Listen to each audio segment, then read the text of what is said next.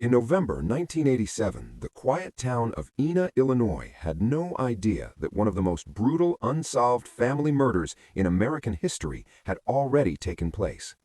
Keith Dardeen lived with his wife Elaine, who was 7 months pregnant, and their 2-year-old son, Peter. They were an ordinary family, no known enemies, no criminal history, no obvious reason for anyone to target them. That is what made the discovery so disturbing. On November 18, Elaine's body was found in a field several miles from the family home. She had been beaten to death. She was still wearing her maternity clothes. There were no signs of sexual assault, no robbery, no explanation. Police initially believed Keith and Peter might be missing, possibly victims as well. But when investigators entered the Dardeen home, the case became far more disturbing. Inside the house, they found Keith and little Peter dead. Both had been beaten with extreme force.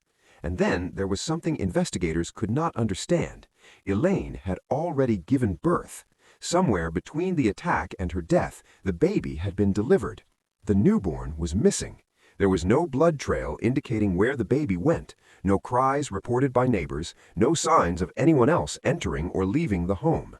Whoever committed the murders had stayed long enough to do things that required time and control.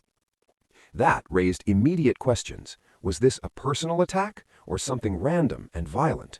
Why separate Elaine from the rest of the family? Why move her body miles away?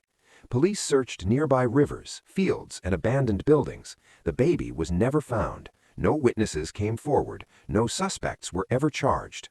Even more troubling was the lack of motive. Nothing was stolen. The family had no known disputes. There were no threatening letters or phone calls.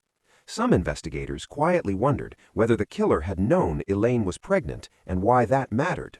Others considered whether the crime was interrupted, but interrupted by whom? No neighbors reported seeing or hearing anything unusual. The brutality of the attack suggested rage, yet the organization suggested planning.